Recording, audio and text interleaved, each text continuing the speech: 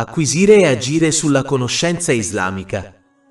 Una grande distrazione che impedisce di sottomettersi all'obbedienza di Allah, l'Eccelso, è l'ignoranza. Si può sostenere che sia l'origine di ogni peccato, poiché chi conosce veramente le conseguenze dei peccati non li commetterebbe mai. Questo si riferisce alla vera conoscenza benefica, che è la conoscenza su cui si agisce. In realtà, tutta la conoscenza su cui non si agisce non è conoscenza benefica.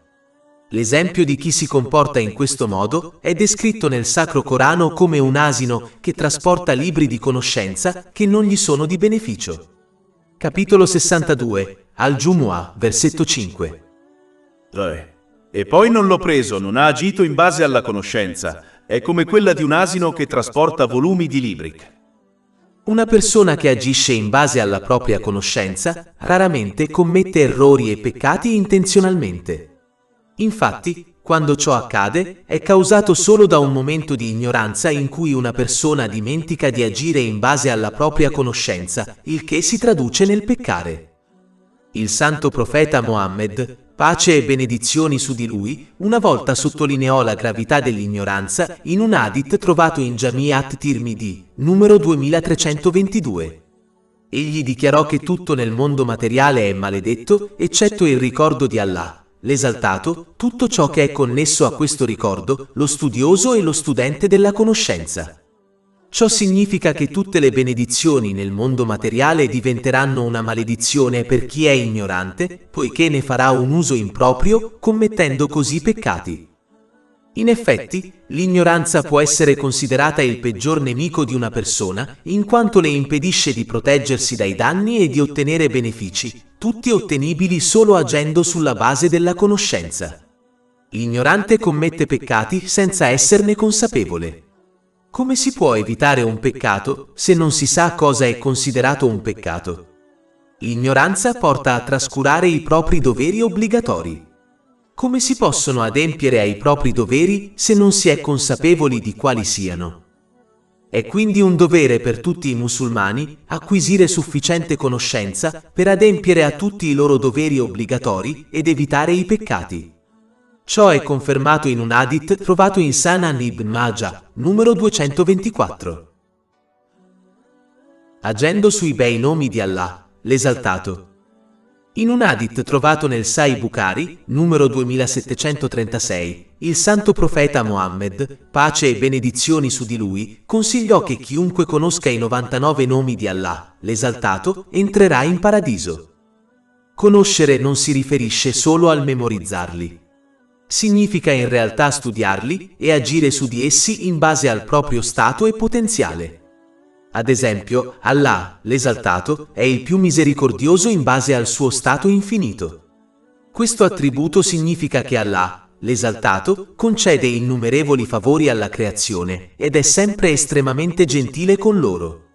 Questa stessa caratteristica è stata attribuita ad altri come il santo profeta Mohammed, pace e benedizioni su di lui. Capitolo 9 At-Toba, versetto 128. Certamente è giunto a voi un messaggero da voi stessi.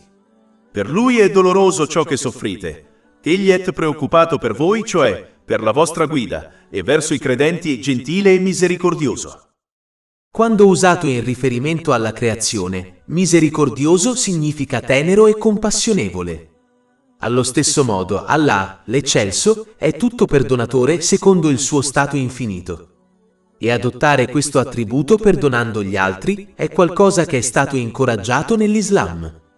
Capitolo 24 An-Nur, versetto 22. E lasciate che perdonino e trascurino.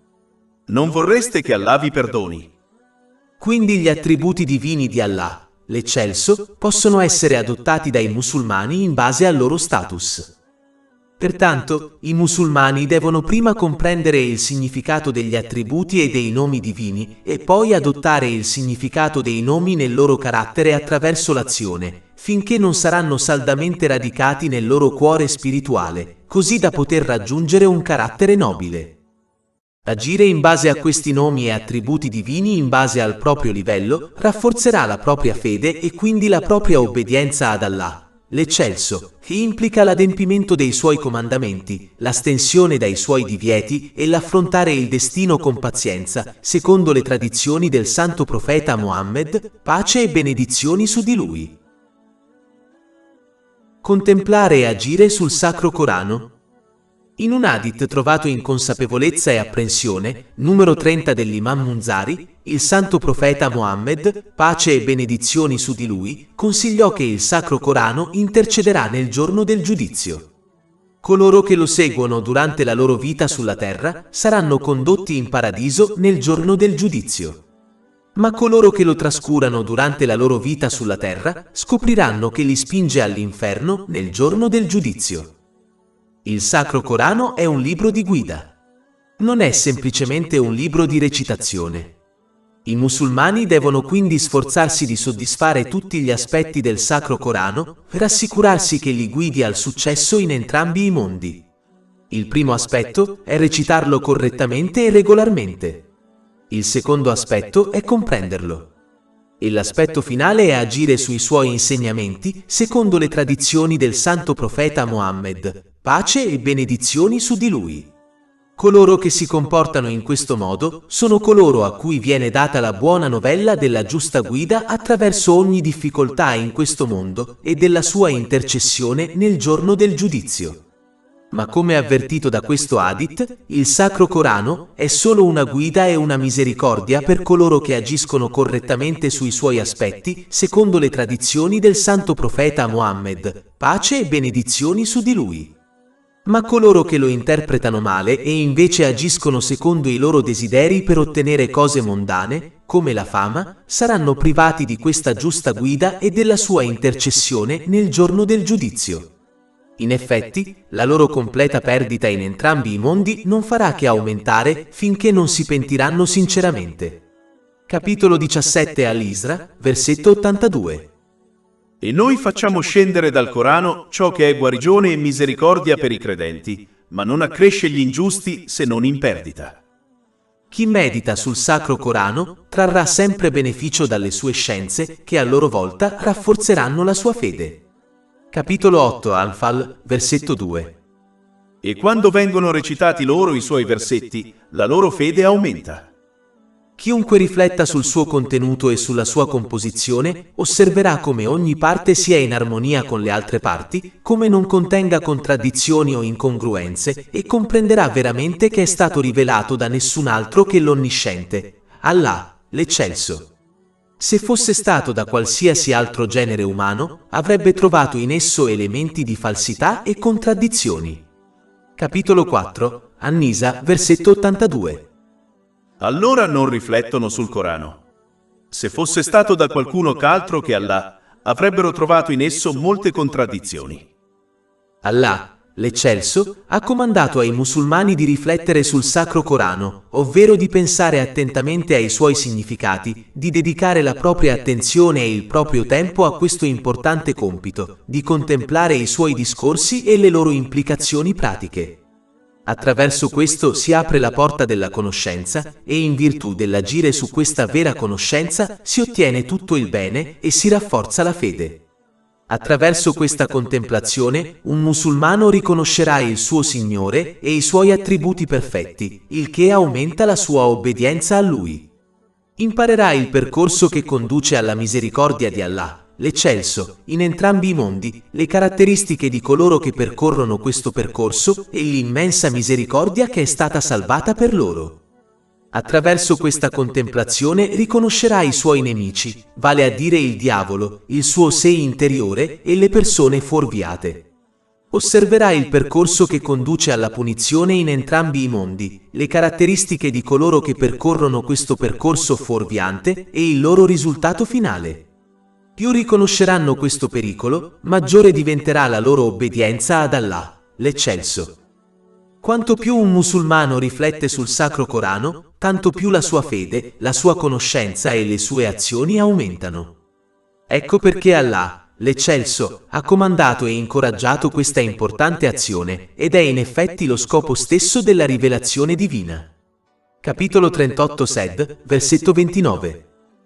Questo è un libro benedetto, che ti abbiamo rivelato affinché ne riflettano i versetti e coloro che hanno intelletto ne siano rammentati. Agendo secondo le tradizioni del santo profeta Mohammed, pace e benedizioni su di lui. Conoscere e agire secondo la sua nobile morale e i suoi modi porta al riconoscimento del santo profeta Mohammed, pace e benedizioni su di lui. Chiunque arrivi a riconoscerlo non dubiterà mai delle sue tradizioni e della verità che gli è stata inviata. Ciò porta un musulmano ad adottare una vera sincerità nei suoi confronti. In un hadith trovato nel Sahih Muslim numero 196, il santo profeta Mohammed, pace e benedizioni su di lui, ha consigliato che l'Islam è sincerità nei confronti del santo profeta Mohammed, pace e benedizioni su di lui. Ciò include lo sforzo di acquisire conoscenza per agire secondo le sue tradizioni.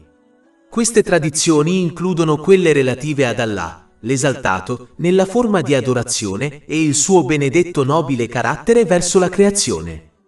Capitolo 68, Al-Kalam, versetto 4. E in effetti, sei una persona di grande carattere morale.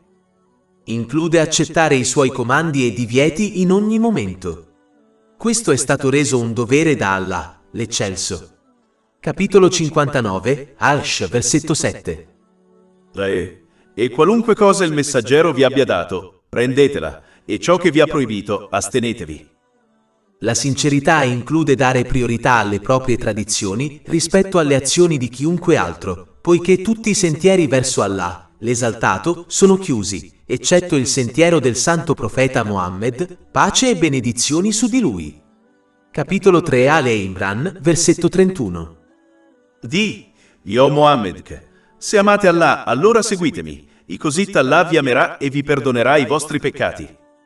Bisogna amare tutti coloro che lo hanno sostenuto durante la sua vita e dopo la sua dipartita, che siano della sua famiglia o dei suoi compagni, che Allah sia compiaciuto di tutti loro.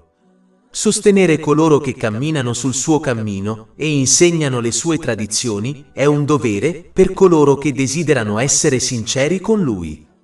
La sincerità include anche amare coloro che lo amano e non amare coloro che lo criticano indipendentemente dal proprio rapporto con queste persone. Tutto questo è riassunto in un singolo hadith trovato in Sahih Bukhari, numero 16. Esso consiglia che una persona non può avere vera fede finché non ama Allah, l'esaltato, e il santo profeta Mohammed, pace e benedizioni su di lui, più dell'intera creazione. Questo amore deve essere dimostrato attraverso azioni, non solo parole. Riflettendo sulla creazione. È importante per un musulmano essere osservante nella propria vita quotidiana ed evitare di essere troppo assorbito nelle proprie questioni mondane, in modo da diventare incurante delle cose che accadono intorno a lui. Questa è una qualità importante da possedere, in quanto è un modo eccellente per rafforzare la propria fede, che a sua volta aiuta a rimanere obbedienti ad Allah, l'Eccelso, in ogni momento. Ad esempio, quando un musulmano osserva una persona malata, non dovrebbe solo aiutarla con qualsiasi mezzo possieda, anche se è solo una supplica, ma dovrebbe riflettere sulla propria salute e capire che anche lui alla fine perderà la sua buona salute a causa di una malattia, dell'invecchiamento o persino della morte. Ciò dovrebbe ispirarlo a essere grato per la sua buona salute e dimostrarlo attraverso le sue azioni, traendo vantaggio dalla sua buona salute sia nelle questioni mondane che religiose che sono gradite ad Allah, l'Eccelso. Quando osservano la morte di una persona ricca, non dovrebbero solo provare tristezza per il defunto e la sua famiglia, ma rendersi conto che un giorno al loro sconosciuto moriranno anche loro. Dovrebbero capire che proprio come la persona ricca è stata abbandonata dalla sua ricchezza, fama e famiglia sulla sua tomba, così anche loro saranno lasciati solo con le loro azioni nella loro tomba.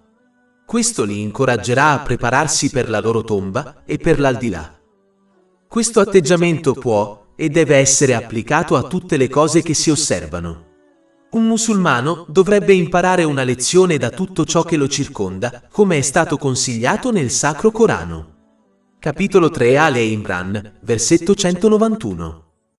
E rifletti sulla creazione dei cieli e della terra, dicendo: Signore nostro, non hai creato questo senza scopo, esaltato sei che al di sopra di una cosa del genere, quindi preservaci dal castigo del fuoco.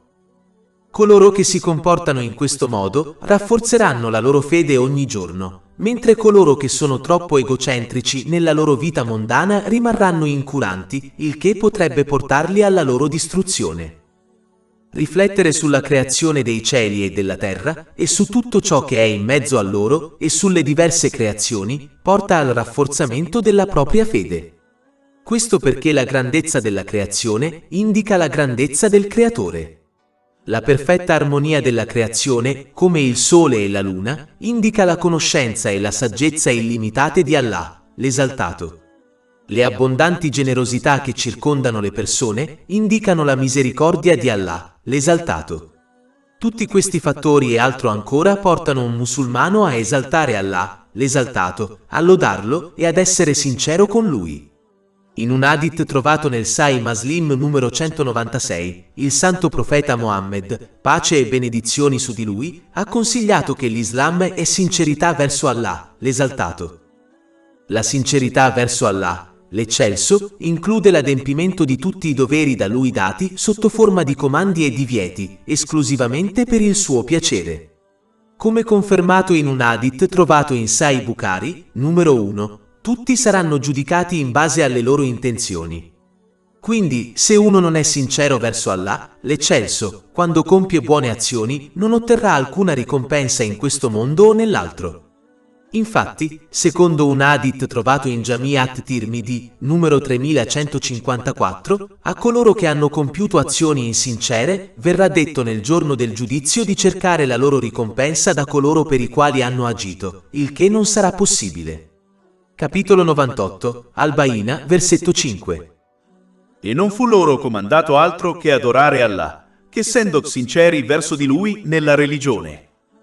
Se uno è negligente nell'adempimento dei propri doveri verso Allah, l'Esaltato, dimostra una mancanza di sincerità. Pertanto, dovrebbe pentirsi sinceramente e sforzarsi di adempierli tutti. È importante tenere a mente che Allah, l'Esaltato, non grava mai con doveri che non può eseguire o gestire. Capitolo 2 Al-Baqarah, versetto 286. Allah non impone ad un'anima alcun onere, se non entro i limiti della sua capacità. Essere sinceri verso Allah, l'Esaltato, significa che si dovrebbe sempre scegliere il suo piacere rispetto al piacere proprio e degli altri. Un musulmano dovrebbe sempre dare la priorità a quelle azioni che sono per amore di Allah, l'Esaltato, rispetto a tutto il resto. Si dovrebbero amare gli altri e detestare i loro peccati per amore di Allah, l'Esaltato, e non per amore dei propri desideri.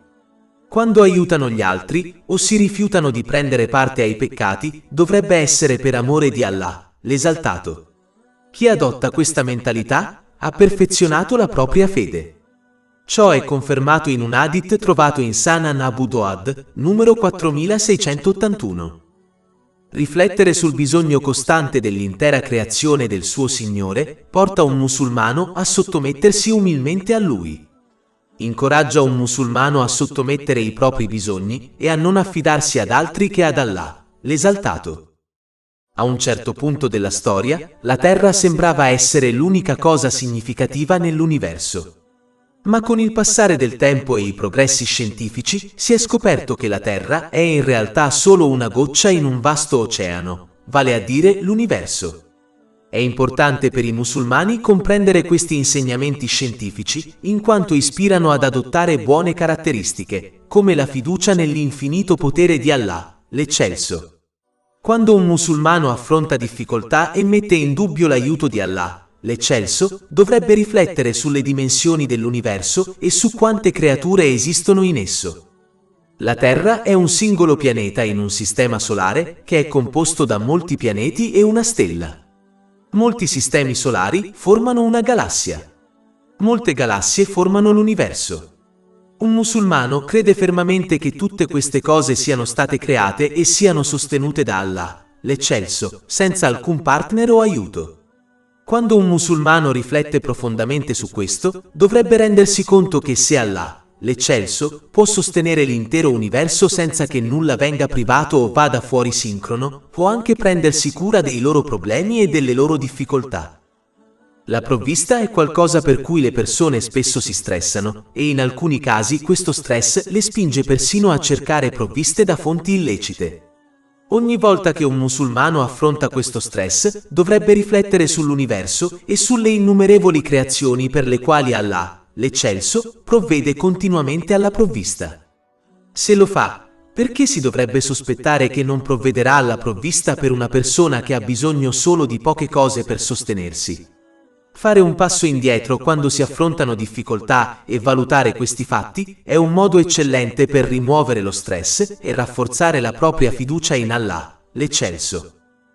Gli insegnamenti si trovano nel Sacro Corano e nelle tradizioni del Santo Profeta Muhammad, pace e benedizioni su di lui, come la promessa di Allah, l'Eccelso, di fornire provviste continue alla creazione. Capitolo 29, Ankabut, versetto 60. E quante creature non portano la loro propria sprovvista? Allah provvede per loro e per voi. Ma la verità di questi insegnamenti si trova anche nella creazione, come l'universo. Capitolo 3, Ale Imran, versetto 190. In verità, nella creazione dei cieli e della terra e nell'alternarsi della notte e del giorno vi sono segni per coloro che hanno intendimento.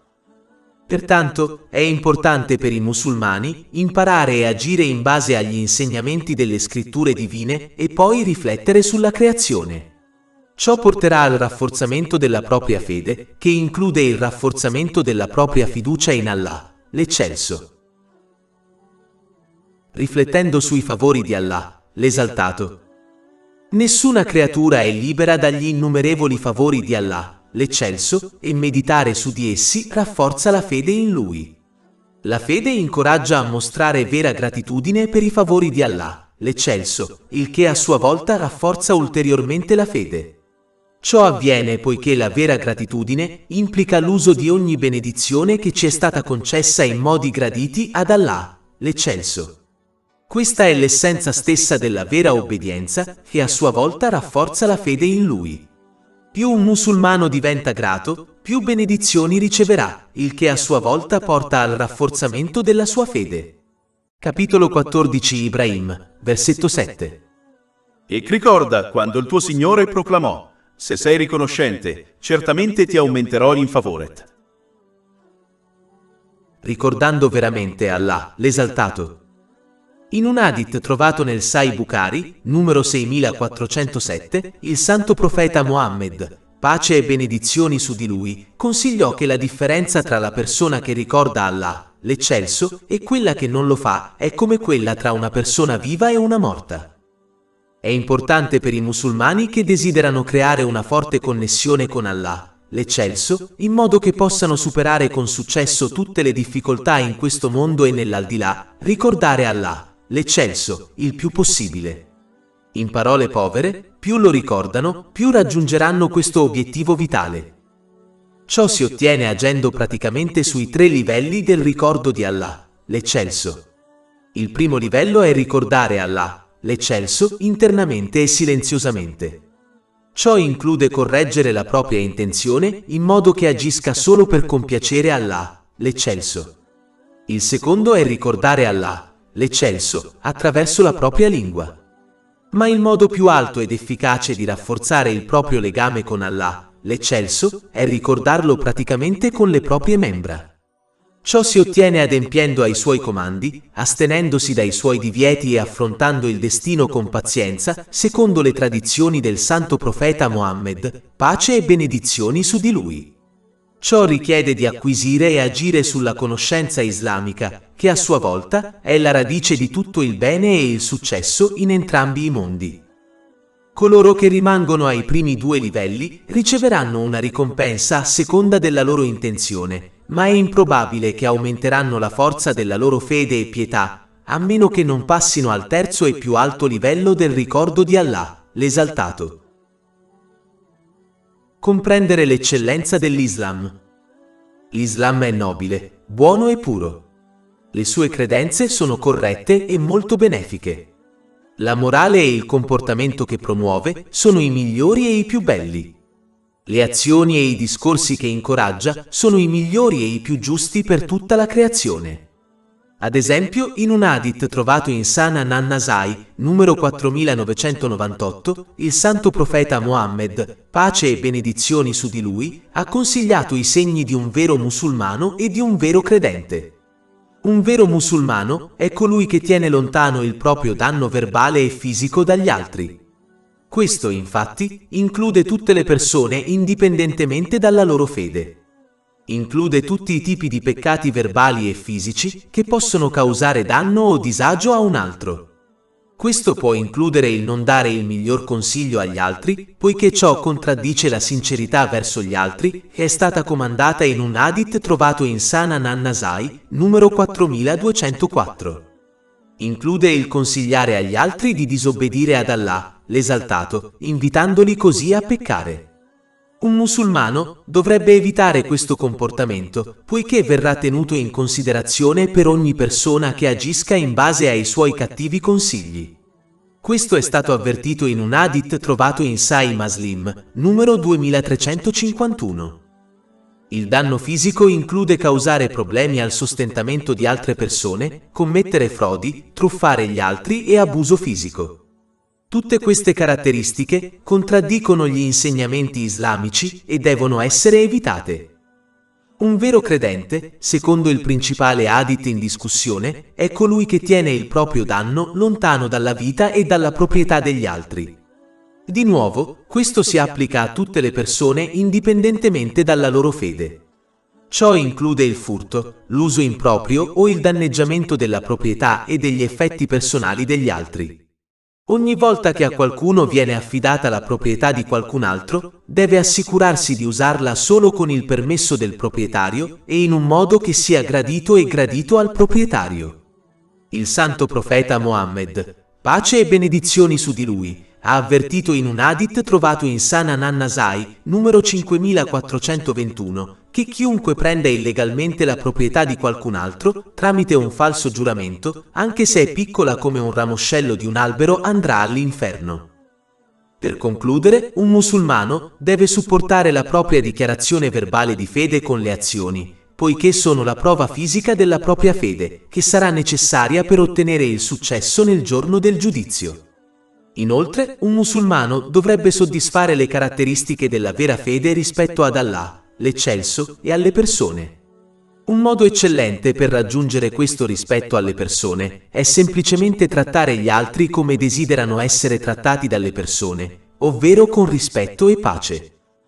Meditando sull'eccellenza dell'Islam, Allah adorna la fede nei cuori dei musulmani e la rende amata da loro.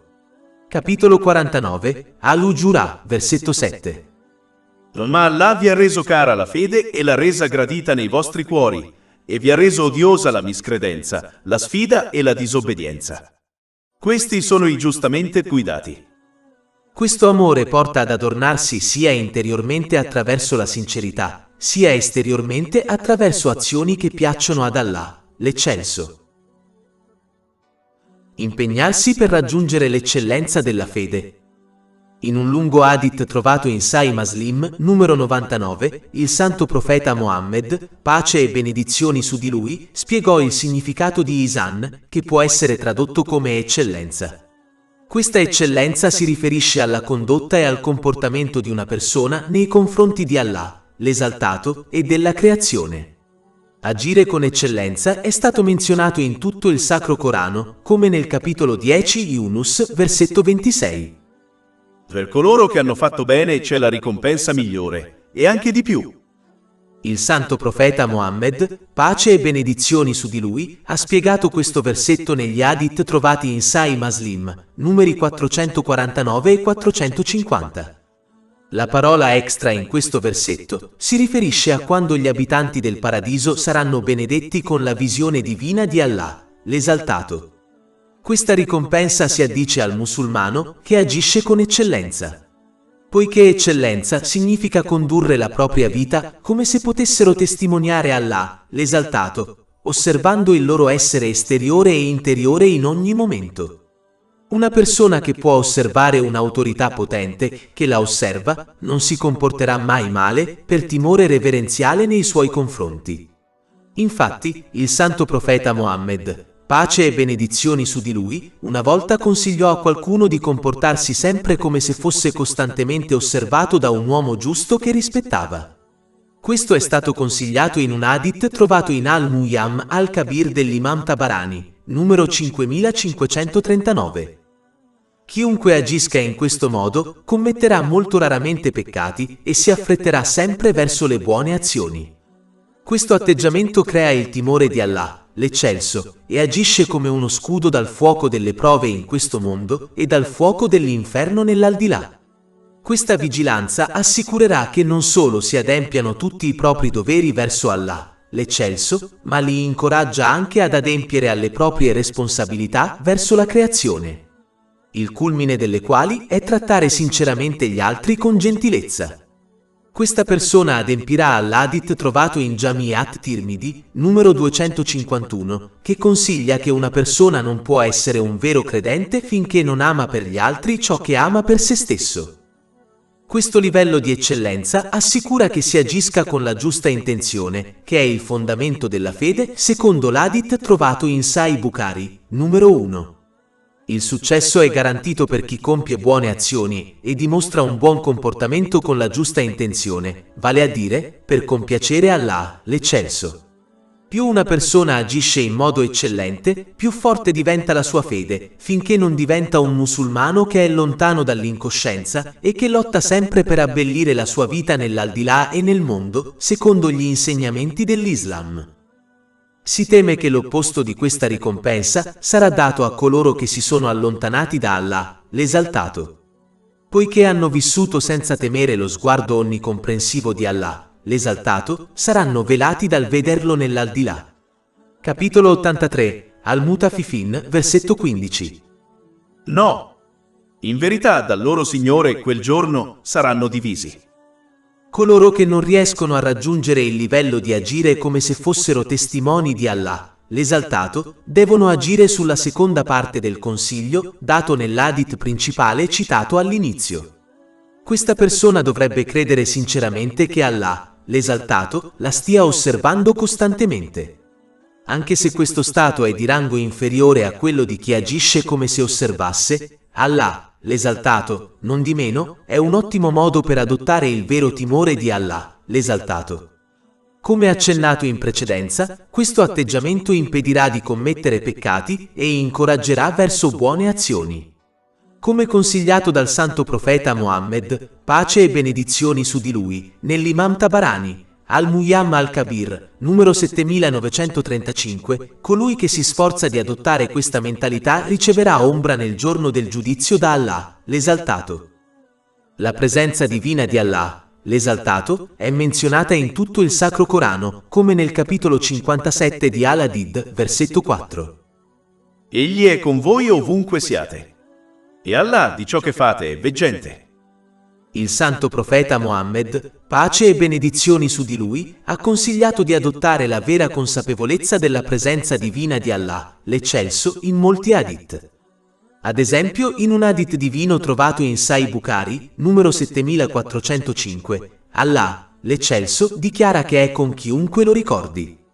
Questo è il motivo per cui è stato riportato in Ilya al-Olia, volume 1, pagine 84 e 85, sul comandante dei fedeli, Ali bin Abu Talib, che Allah sia soddisfatto di lui, che egli rifuggiva dallo sfarzo e dalla pompa del mondo materiale e trovava conforto solo nella notte solitaria.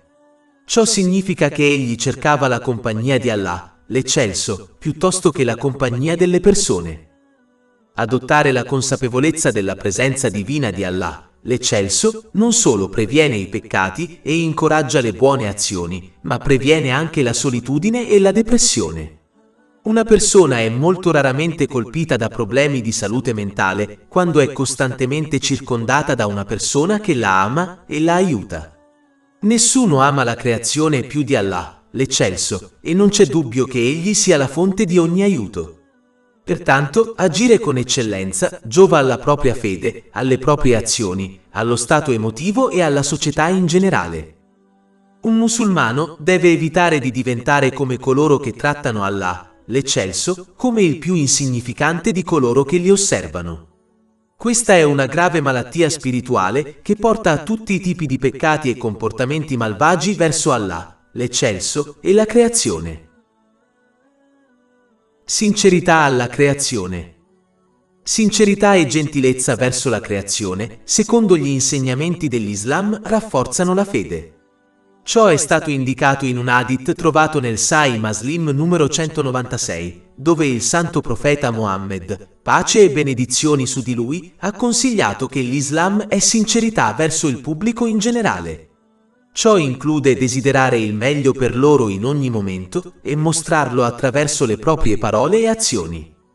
Include consigliare agli altri di fare il bene, proibire loro il male, essere misericordiosi e gentili con gli altri in ogni momento. Ciò può essere riassunto da un singolo hadith trovato nel Sahih Muslim, numero 170. Avverte che non si può essere un vero credente finché non si ama per gli altri ciò che si desidera per se stessi. Essere sinceri con le persone è così importante che secondo l'hadith trovato in Sahih Bukhari, numero 57, il santo profeta Muhammad, pace e benedizioni su di lui, ha posto questo dovere accanto all'istituzione della preghiera obbligatoria e alla donazione della carità obbligatoria. Da questo hadith solo si può comprendere la sua importanza, in quanto è stato posto con due doveri obbligatori vitali. È una parte della sincerità verso le persone, che si è contenti quando sono felici e tristi quando sono addolorati, purché il loro atteggiamento non contraddica gli insegnamenti dell'Islam.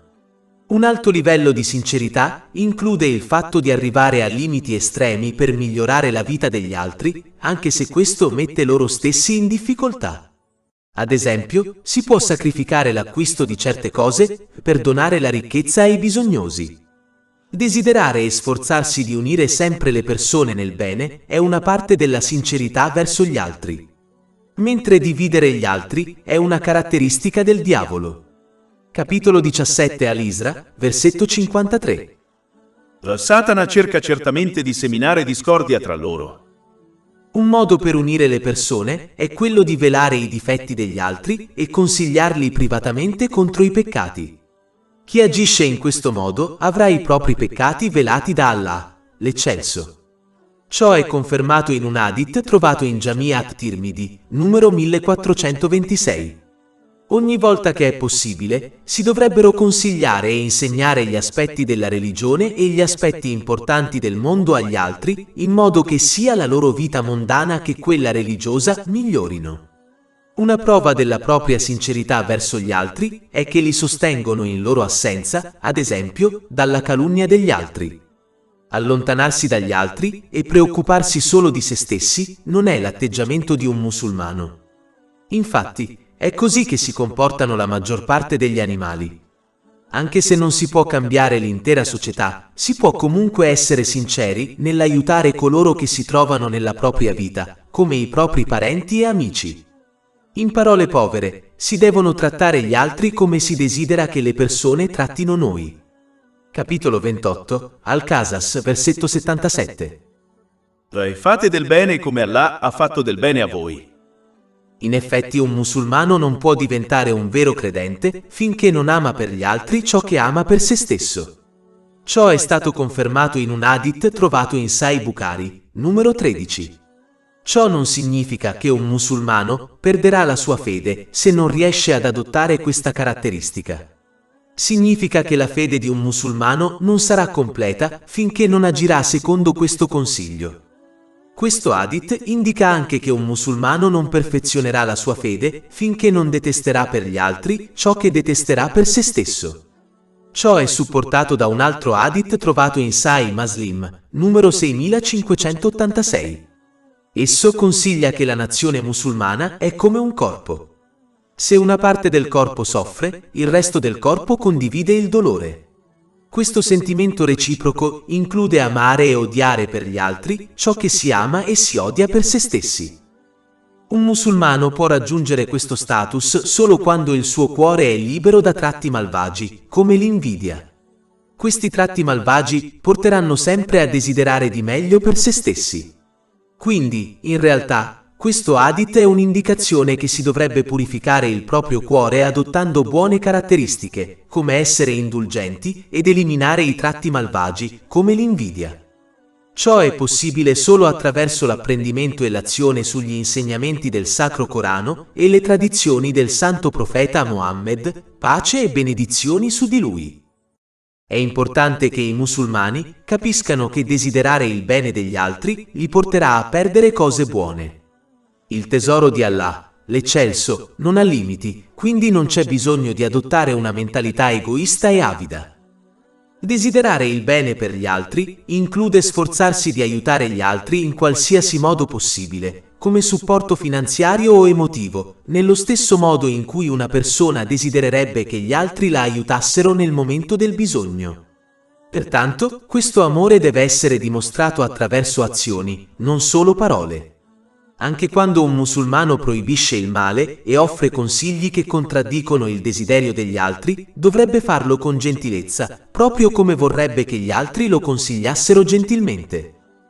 Come accennato in precedenza, il principale hadith in discussione indica l'importanza di eliminare tutte le cattive caratteristiche che contraddicono l'amore e la cura reciproci, come l'invidia.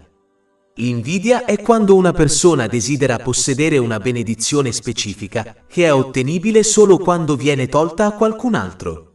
Questo atteggiamento è una sfida diretta alla distribuzione delle benedizioni scelte da Allah, l'eccelso.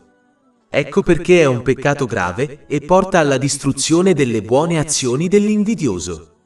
Questo è stato avvertito in un hadith trovato in Sunan Abu Dawud, numero 4903. Se un musulmano deve desiderare le cose lecite che altri possiedono, dovrebbe desiderare e supplicare Allah, l'eccelso, di concedergli la stessa cosa o una cosa simile senza che l'altra persona perda la benedizione. Questo tipo di gelosia è lecito ed è lodevole in aspetti della religione. Questo è stato consigliato in un hadith trovato in Sahih Muslim, numero 1896. Il santo profeta Mohammed, pace e benedizioni su di lui, ha consigliato che i musulmani dovrebbero essere gelosi solo di una persona ricca che usa la propria ricchezza correttamente, e di essere gelosi di una persona istruita che usa la propria conoscenza per il beneficio di sé e degli altri. Un musulmano non dovrebbe solo amare gli altri per ottenere legittime benedizioni mondane, ma anche per ottenere benedizioni religiose in entrambi i mondi. Infatti, quando si desidera questo per gli altri, li si incoraggia a impegnarsi di più nell'obbedienza ad Allah, l'eccelso, adempiendo ai suoi comandi, astenendosi dai suoi divieti e affrontando il destino con pazienza. Questo tipo di sana competizione è benvenuta nell'Islam. Capitolo 83, Al-Mutafifin, versetto 26. Quindi per questo lasciamo che i concorrenti competano. Questo incoraggiamento ispirerà anche un musulmano a valutare se stesso per trovare ed eliminare eventuali difetti nel suo carattere. Quando questi due elementi combinano il significato, sforzandosi di obbedire sinceramente ad Allah, l'eccelso, e purificando il proprio carattere, ciò conduce al successo in entrambi i mondi. Un musulmano deve quindi non solo dichiarare di amare per gli altri ciò che desidera per se stesso verbalmente, ma dimostrarlo attraverso le sue azioni. Si spera che colui che si preoccupa per gli altri in questo modo riceverà la preoccupazione di Allah, l'eccelso, in entrambi i mondi. Ciò è stato indicato in un hadith trovato in Jamiat Tirmidhi, numero 1930. Comandare il bene e proibire il male. Invitarsi a vicenda alla verità e alla pazienza e proibire il male rafforza la fede nell'Islam. In un hadith trovato in Sahih Bukhari, numero 2686, il santo profeta Mohammed, pace e benedizioni su di lui, ha avvertito che il mancato adempimento dell'importante dovere di comandare il bene e proibire il male può essere compreso con l'esempio di una barca con due livelli piena di persone. Le persone al livello inferiore continuano a disturbare le persone al livello superiore ogni volta che desiderano accedere all'acqua. Quindi decidono di praticare un foro nel livello inferiore in modo da poter accedere direttamente all'acqua. Se le persone a livello superiore non riescono a fermarli, sicuramente annegheranno tutti.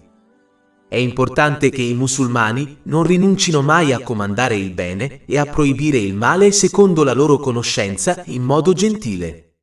Un musulmano non dovrebbe mai credere che finché obbedisce ad Allah, l'Eccelso, altre persone fuorviate non saranno in grado di influenzarlo in modo negativo.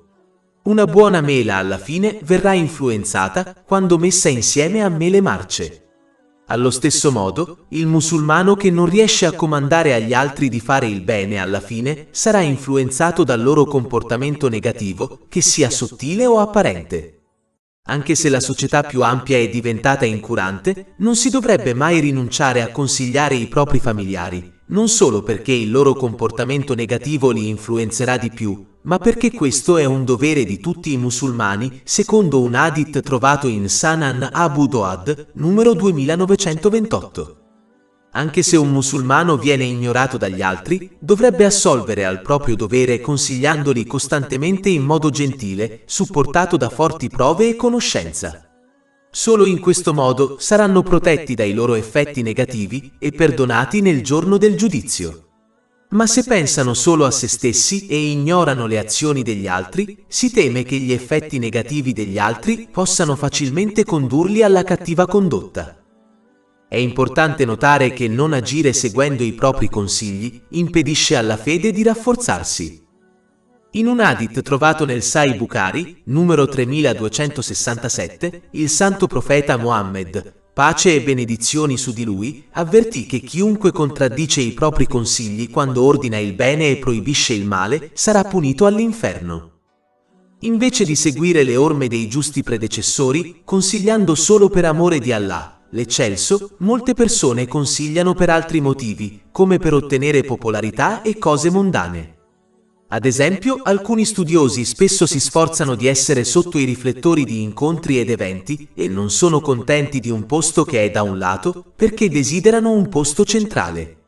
Quando la loro intenzione è diventata così, Allah, l'Eccelso, ha rimosso l'effetto positivo del loro consiglio e quindi ora hanno poca influenza positiva sui loro ascoltatori. Avrebbero dovuto mostrare un esempio pratico invece di dire una cosa e farne un'altra. Ciò ha fatto sì che il loro consiglio diventasse inefficace. I musulmani dovrebbero sforzarsi di agire sempre secondo i propri consigli, prima di comandare agli altri di fare lo stesso, poiché comportarsi in questo modo è odiato da Allah, l'Esaltato. Capitolo 61 As-Saff, versetto 3. Ciò che è grandemente odioso agli occhi di Allah è che tu dica ciò che non fai. Ciò non significa che si debba diventare perfetti prima di consigliare gli altri, poiché ciò non è possibile.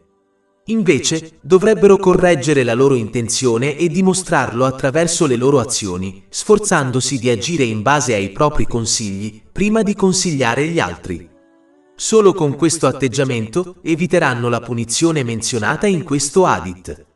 Il fallimento nell'agire in base a questo principio ha reso inefficaci i consigli dei musulmani, anche se il numero di consiglieri è aumentato drasticamente nel corso degli anni. Lottare contro le cose che si oppongono alla fede. Lottare contro i rami dell'incredulità, come l'ipocrisia e i peccati, aiuta a rafforzare la fede. Proprio come è necessario agire sulle cose che rafforzano direttamente la fede, è anche necessario lottare contro le cose che indeboliscono la fede. Ciò include il sincero pentimento dei peccati. Il sincero pentimento include provare rimorso, cercare il perdono di Allah, l'Esaltato, e di chiunque sia stato offeso, fare una ferma promessa di non commettere di nuovo il peccato o un peccato simile, e compensare qualsiasi diritto che sia stato violato nei confronti di Allah, l'Esaltato, e delle persone. Un musulmano deve combattere i dubbi sulla religione con la conoscenza e l'azione, e i desideri bassi devono essere sostituiti dal desiderio di fede. Questo perché il desiderio di vero successo può veramente realizzarsi solo abbandonando i desideri bassi e opponendosi a essi. Quando un musulmano impedisce a se stesso di cadere preda dei dubbi e dei desideri bassi, la sua fede diventerà forte e completa. I musulmani devono rimanere fermi ogni volta che vengono attaccati dai loro nemici, vale a dire il diavolo, il loro diavolo interiore e coloro che li invitano alla disobbedienza ad Allah, l'esaltato. Un musulmano non dovrebbe voltare le spalle all'obbedienza ad Allah, l'esaltato, ogni volta che è tentato da questi nemici. Dovrebbe invece rimanere fermi nell'obbedienza ad Allah, l'esaltato, che implica l'adempimento dei suoi comandi, l'astensione dai suoi divieti e l'affrontare il destino con pazienza. Ciò si ottiene evitando i luoghi, le cose e le persone che li invitano e li tentano verso i peccati e la disobbedienza ad Allah, l'esaltato. Evitare le trappole del diavolo si ottiene solo attraverso l'acquisizione e l'azione sulla conoscenza islamica. Allo stesso modo, le trappole su un percorso vengono evitate solo possedendo la conoscenza di esse. Allo stesso modo, la conoscenza islamica è richiesta per evitare le trappole del diavolo. Ad esempio, un musulmano potrebbe passare molto tempo a recitare il Sacro Corano, ma a causa della sua ignoranza potrebbe distruggere le sue azioni giuste senza rendersene conto attraverso peccati come la maldicenza. Un musulmano è destinato ad affrontare questi attacchi, quindi dovrebbe prepararsi ad essi attraverso la sincera obbedienza ad Allah, l'esaltato, e in cambio ottenere una ricompensa incalcolabile. Allah, l'esaltato, ha garantito la giusta guida per coloro che lottano in questo modo per amor suo. Capitolo 29, Ankabut, versetto 69. E coloro che lottano per noi, li guideremo sicuramente sulle nostre vie. Mentre affrontare questi attacchi con ignoranza e disobbedienza porterà solo a difficoltà e disonore in entrambi i mondi. Allo stesso modo in cui un soldato che non possiede armi per difendersi verrebbe sconfitto, un musulmano ignorante non avrà armi per difendersi quando affronterà questi attacchi che risulteranno nella sua sconfitta. Mentre il musulmano informato è dotato dell'arma più potente che non può essere superata o sconfitta, vale a dire l'obbedienza sincera ad Allah, l'eccelso. Ciò si ottiene solo attraverso l'acquisizione e l'azione sincera sulla conoscenza islamica. Conclusione. Tutti i musulmani hanno fede nell'Islam, ma la forza della loro fede varia da persona a persona. Ad esempio, chi segue gli insegnamenti dell'Islam perché la sua famiglia glielo ha detto, non è la stessa persona che ci crede attraverso le prove. Una persona che ha sentito parlare di qualcosa non ci crederà allo stesso modo di chi ha assistito alla cosa con i propri occhi. Come confermato in un hadith trovato in Sunan Ibn Majah, numero 224, acquisire conoscenze utili è un dovere per tutti i musulmani. Uno dei motivi è che è il modo migliore in cui un musulmano può rafforzare la propria fede nell'Islam. È importante perseguire questo obiettivo, poiché più forte è la certezza della propria fede, maggiori sono le possibilità che si rimanga saldi sulla strada giusta, soprattutto quando si affrontano difficoltà. Inoltre, avere certezza della fede è stata descritta come una delle cose migliori che si possano possedere in un hadith trovato in Sunan Ibn Majah, numero 3849.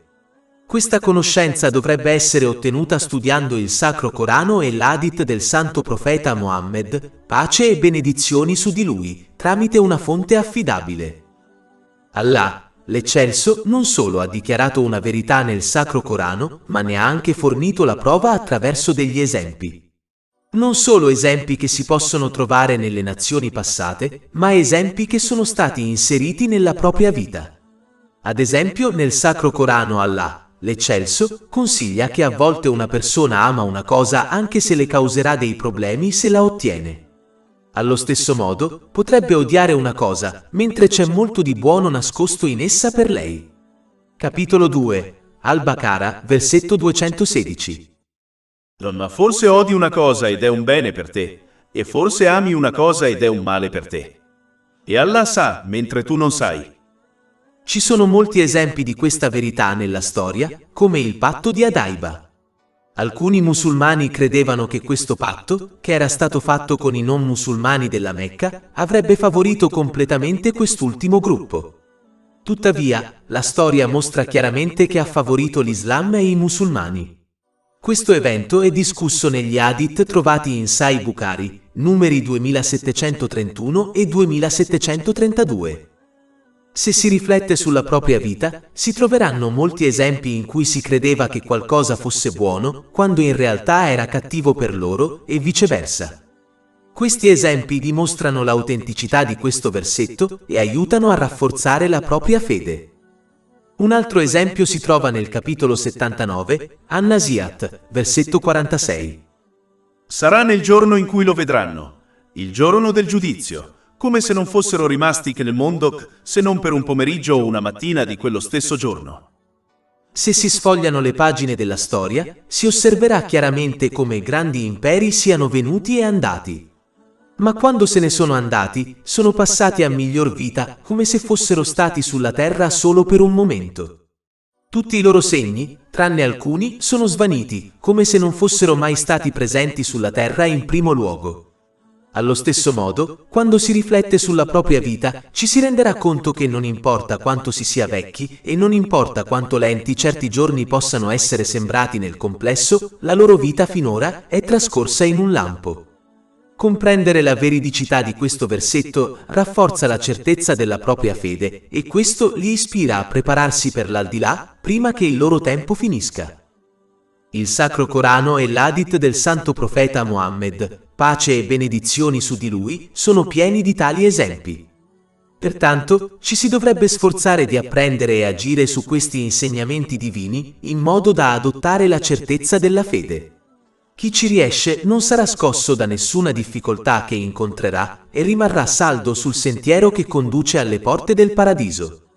Capitolo 41 Fussilat, versetto 53. Mostreremo loro i nostri segni negli orizzonti e dentro di loro finché non sarà loro chiaro che questa è la verità. Oltre 400 ebook, audiolibri, infografiche, podcast e blog gratuiti disponibili sul nostro sito web www.shaykhpod.com.